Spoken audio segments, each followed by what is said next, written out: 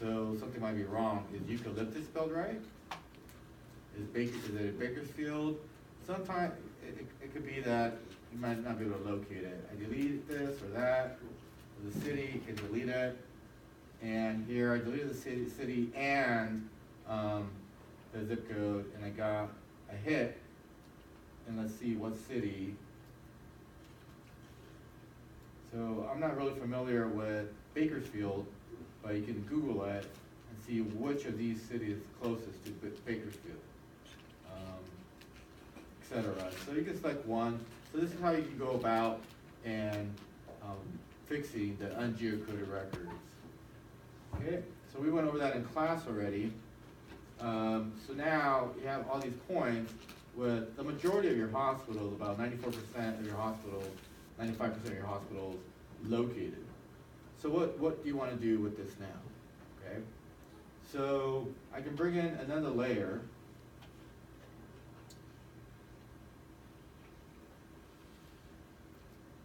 And start doing something with this, for example.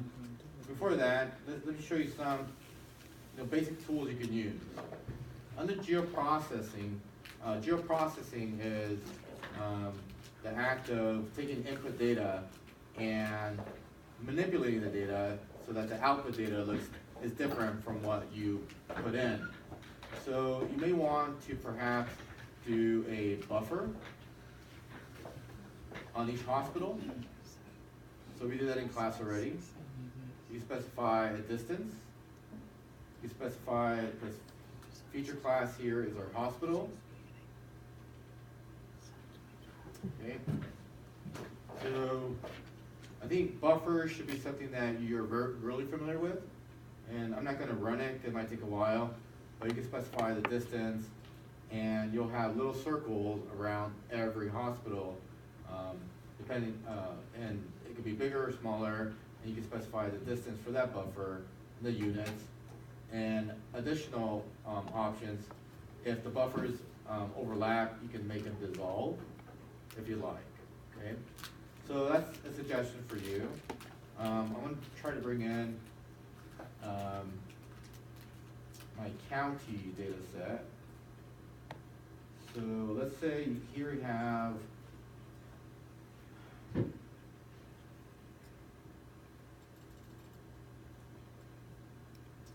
see if I have my data in here.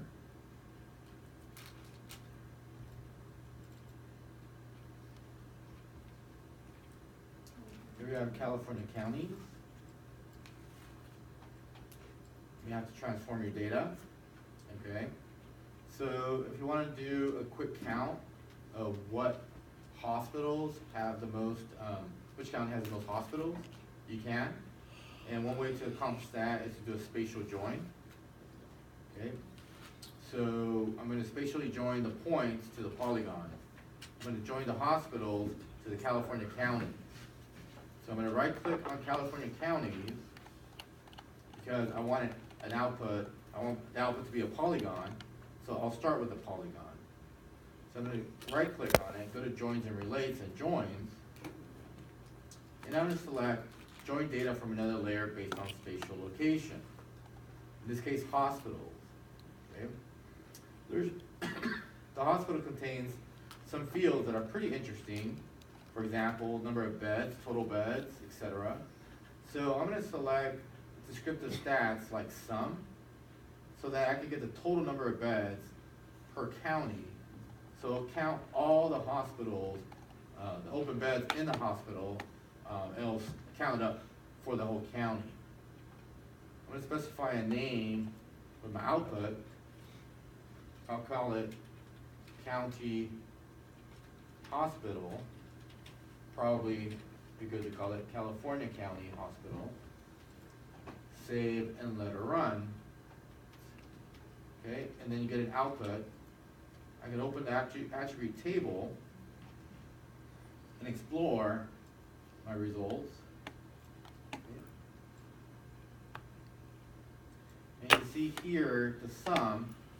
Okay, you can see a sum of different variables we had. Okay, so we'll come back to that. but you'll see a count field here.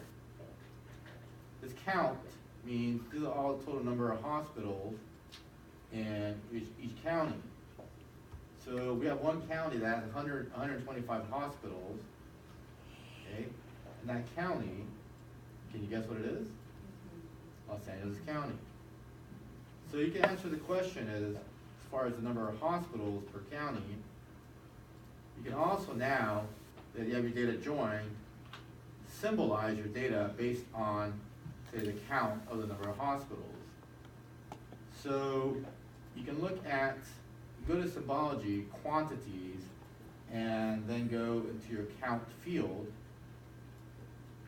count, and for lack of, we could just take the default here and categorize the number of hospitals. But here we have a 0, so we can exclude that 0 like we have in the past. For the record, our young lady is leaving. Okay, so Cindy, Martina. Classify, click exclusion.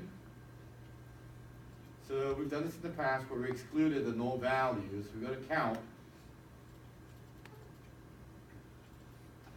equals get unique values 0. Okay, click verify. So now anything that's at 0 we can symbolize with, say, having a dark gray and or a white border. Okay, and we could say something like null, and then we can symbolize the whole state based on the colors. So we have certain counties with no hospitals, and the darkest color here corresponds to the counties with the most number of hospitals. Okay, so we did a count based on county, based on spatial location, and the reason why you want to do this is because otherwise you'd have a map like that. And having a map with a whole bunch of dots is probably not very aesthetically pleasing. So you can summarize and show the same data in a more aesthetically pleasing manner.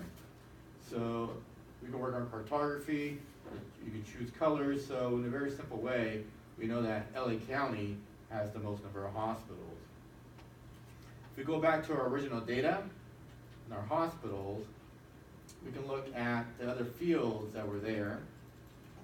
So for example, if you wanted to map out all the other, let's see, number of total beds, okay?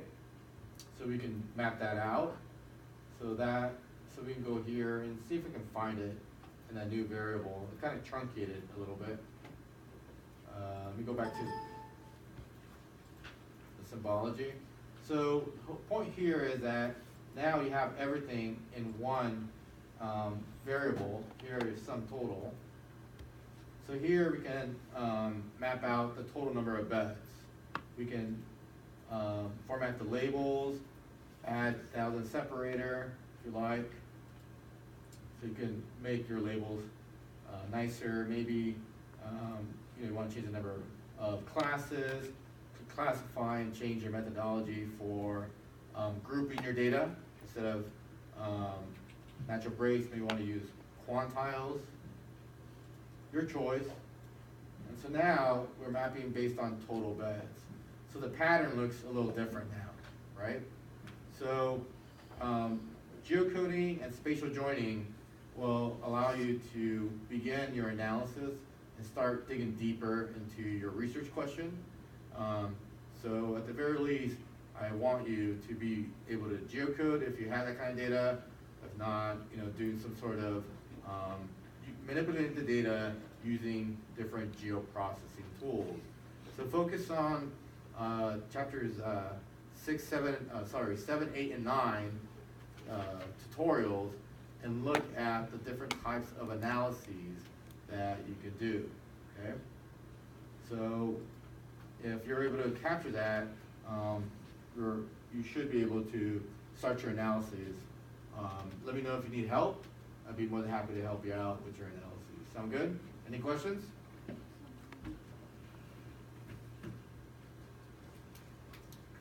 All right, so this data set, like I mentioned, it's in Blackboard. And we have a ton of other data sets I can upload here. You just need to let me know how I can help you, okay? You can use the data sets from your book as well to supplement your analysis, all right? So chapter 9 is a tutorial that is most challenging because it will take your data and rasterize it. So let me show you an example of a raster, okay? So if you don't want to show your data in this manner, you can show a density surface. Let me make this hollow so I can show you. So we can do a geocode and then spatially join, or you can do another tool once you have point data. So let's search for a tool.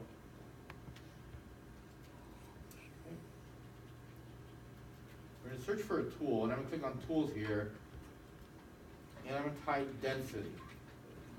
So when you look at your tutorials, it'll teach, tutorial 8 and 9, especially 9, goes over densities, and you'll be able to use one of two tools, kernel density or point density, to count the points within a certain cell size. So I'm going to go ahead and use, say, kernel density is fine. Notice in order to use this tool, you need to have the Spatial Analyst extension on. So click on Customize and Extensions.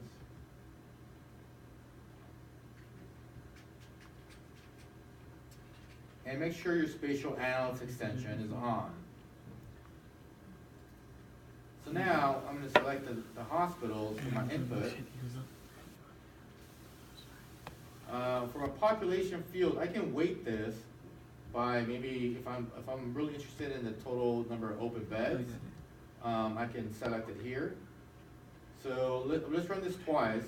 One, just looking at the actual spatial locations of the hospitals. So I'm going to call this hospital density. Okay, and it's too long, it doesn't like it. So you can see here that we have too many characters, so you need to be careful with how you name your files, okay? So maybe I'll call it host dense. Okay, click out of it, and then now the X is gone.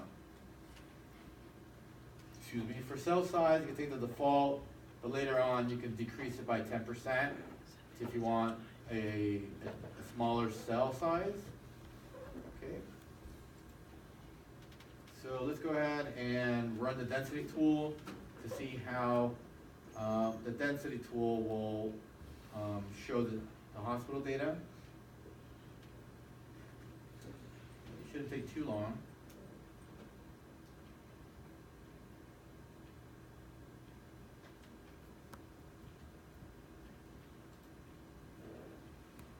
Alright. So the tool is still running. And the density surface will pop up.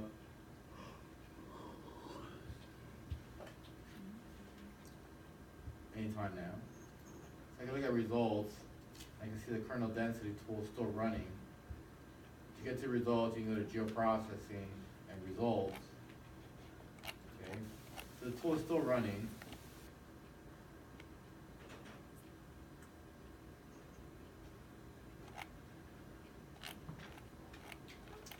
Let's give it a set. Or 2 or 3.